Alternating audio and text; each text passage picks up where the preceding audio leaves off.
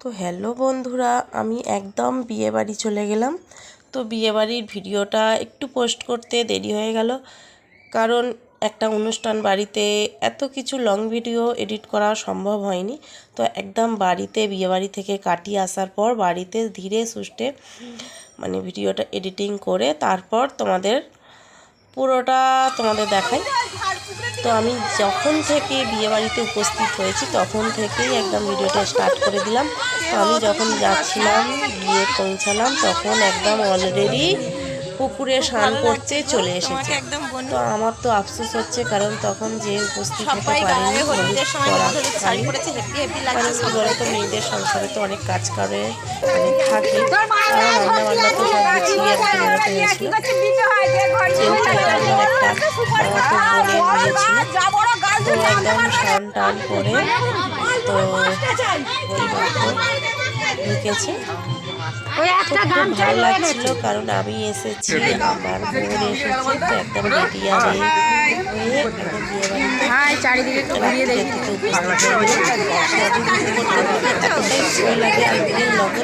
ভাইগুলোকে দেখাই।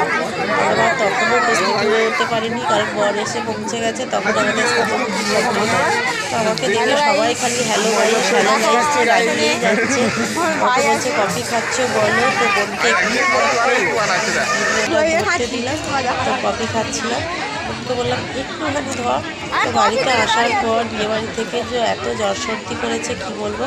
তো কফি খাচ্ছি, তো কফি খাচ্ছি, তাতেও আমার দিকে সবাই তাকি দেখছে আর কি যে বলছে সমানে এতটাই খালি যে দেখছে খালি হ্যালো গাইস কখন ভিডিও করবে, বলো বলো তাড়াতাড়ি করো, এই সব করছে। তো খেতে বসে গেলাম। তো বোন আছে, মধ্যিখানটায় আমার মঞ্চির মেয়ে বসেছে। মঞ্চির মেয়ে আবার ক্যামেরার দিকে উঁকি মেরে মেরে তাকাচ্ছে, আমার মিষ্টি সোনা একটা। তো বোন আমার পাশেই বসেছে, আর দূরের দিকে একটা আমার বৌদিরা সব খাওয়া দাওয়া করছে। বৌদিরা বলছে ক্যামেরাটা ভালো করে প্রকাশ করো। আমি বলছি দূর থেকে, তাহলে তুমি সিগন্যাল দাও হাত তুলে। তো বৌদি আমার হাত তুলে, এটা হচ্ছে মাস্তুতো বৌদি, তো হাত তুলে সিগন্যাল দিচ্ছে। তো একটু না লজ্জা লাগছে। আর যখন খাওয়া দাওয়া করে উঠেছি বিয়ে কমপ্লিট, কারণ 8টা থেকে বিয়ে অনুষ্ঠান, আর রাত্রিরে খাওয়া দাওয়া করতে একটু দেরি হয়ে গেছে, কারণ রিলস বানাচ্ছি গুছিয়ে, যখন তখন যেখানে সেখানে পারছি করে ফেলছি। তো এটা বিয়ের কমপ্লিট। তারপরের দিন সকালে সাজুগুজু করে আবার বেরিয়ে পড়লাম। মায়ের বাড়ি আর বোনের বাড়িটা একটু তফাতে সারাদিন। তো এখানে মেয়েরা তো সত্যি, মেয়েরা যখন বাপের বাড়ি থেকে শ্বশুর বাড়ি যায় সত্যি খুব কষ্ট লাগে। এত কান্নাকাটি করছে বোনটা আমার, এতটাই ভেঙে পড়ছে, গলা সারাদিন তো খাওয়া দাওয়া নেই 2 দিন ধরে, তো গলা ফলা শুকিয়ে যাচ্ছে, কান্নাকাটি করছে। তো কি বলবো, এতটাই আমার গলা ধরা লাগছে, সর্দি করলে যা হয় আর কি।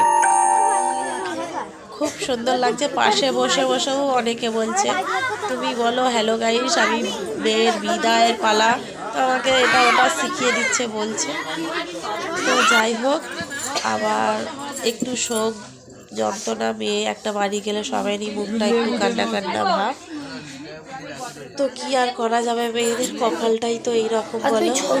আজ নয় কাল যখন মেয়েরা একটা প্রাপ্তবয়স্ক পূর্ণবয়স্ক হবে, তখন তাকে একদিন ছেড়ে যেতেই হবে। তো যাই হোক, রাত্রির দিকে খাওয়া দাওয়া করার জন্য একদম কোণে যাত্রী বেরিয়ে পড়লাম। তো একদম আমার খাওয়া দাওয়ার থেকে বড় কথা হচ্ছে আমার সাজুগুজু করে যাব, একটু ঘোরাঘুরি করে রিলস করবো, এইগুলোই। মা মাসি বঞ্জি, এখানে হচ্ছে একটা মামি খেতে বসেছে। তো বঞ্জি রাগারাগি করছে যে দেখো আমার ক্যামেরা না আমার দিকে দেখা যায়, তো খুব একটু রাগারাগি করছে। আর আমার তো একটু ক্যামেরা না করলে আমার মনটা অস্থির করে। বঞ্জি আমার খেয়েই যাচ্ছে বসে। এটা হচ্ছে মাস্তুতো মেয়ের মেয়ে, মাস্তুতো মাসি আর কি। তো বলছে আমার দিকে কেন ক্যামেরা করছো। এটা হচ্ছে ফুলসজ্জার ঘর, ফুলসজ্জার খাট। তো সবাই ঢুকছে বেরোচ্ছে, যে যেমন ইচ্ছা একটু ছবি করছে, ফটো তুলছে বর বোনের সাথে। এই যে আমাদের বোনে আমাদের বোন আর কি। খুব সুন্দর লাগলো, বিয়েবাড়িতে আনন্দ করলাম, এনজয় করলাম। আর তোমাদের ভিডিওটা কেমন লাগলো